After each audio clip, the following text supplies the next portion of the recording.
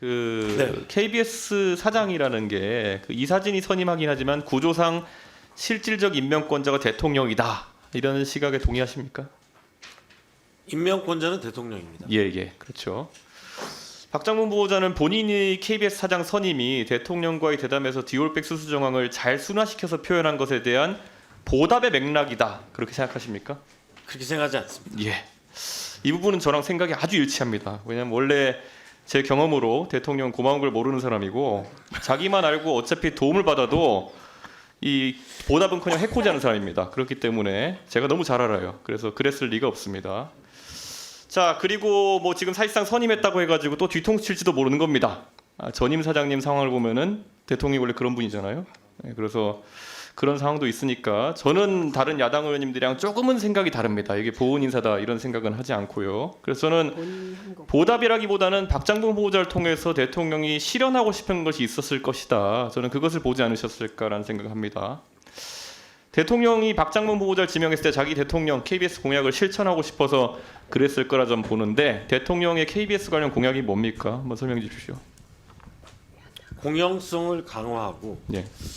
아마 수신료라든지 공영방송 운영과 관련해 갖고 예. 위원회를 만들어서 공영방송의 기능을 강화하겠다. 그런 내용이 있었던 걸로 뭐 혹시 대선 때 유명했던 그 59초 쇼츠라는 걸 보신 적 있나요? KBS 때 한 거?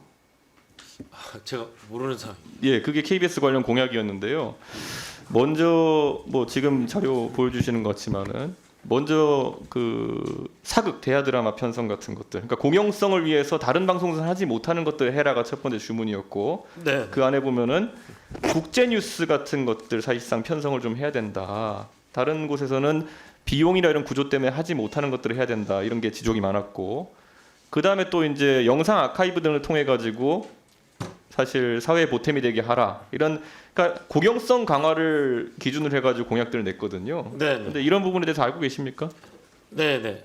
예. 근데 사실 이게 후보자가 아까 얘기한 것 중에 보면 재정적 안정성, 이거 서면 답변을 보면 재정성 안정성과 글로벌 제작 역량 강화를 진행하겠다 했는데 재정적 안정성과 글로벌 제작 역량 강화가 이게 병행 가능한 겁니까? 아니면 선후 관계가 있는 겁니까? 이게 왜냐하면 둘이 동시에 하겠다는 거는 재정 안정성을 위해서 비용을 줄이고 역량을 강화하겠다 그러면은 사실 언뜻 이해가 안 가거든요. 이게 양발로 동시에 발차하겠다 뭐 이런 건가요?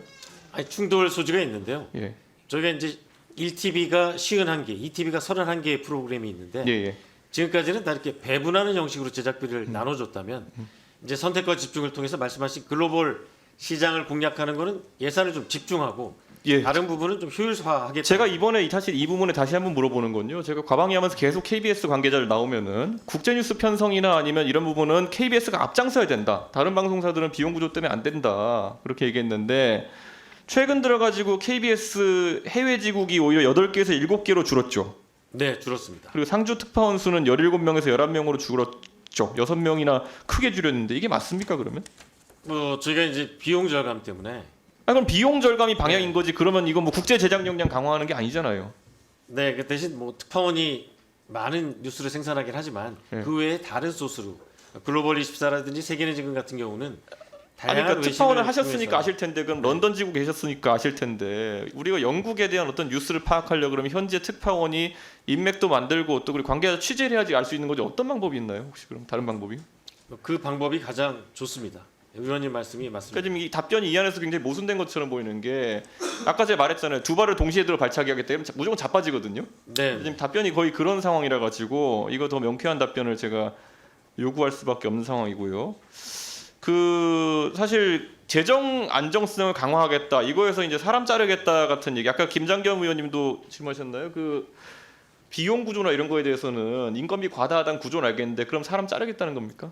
아니 근데 저희가 구조조정을 법적으로 굉장히 강하게 네. 여러 가지 규제가 많기 때문에 쉽게 할 수 없습니다. 그럼 또 사람 안 자르겠다는 거예요? 그 인건비를 줄이겠다라기보다도 이제 좀 효율화해서 그럼 임금을 깎겠다는 겁니까?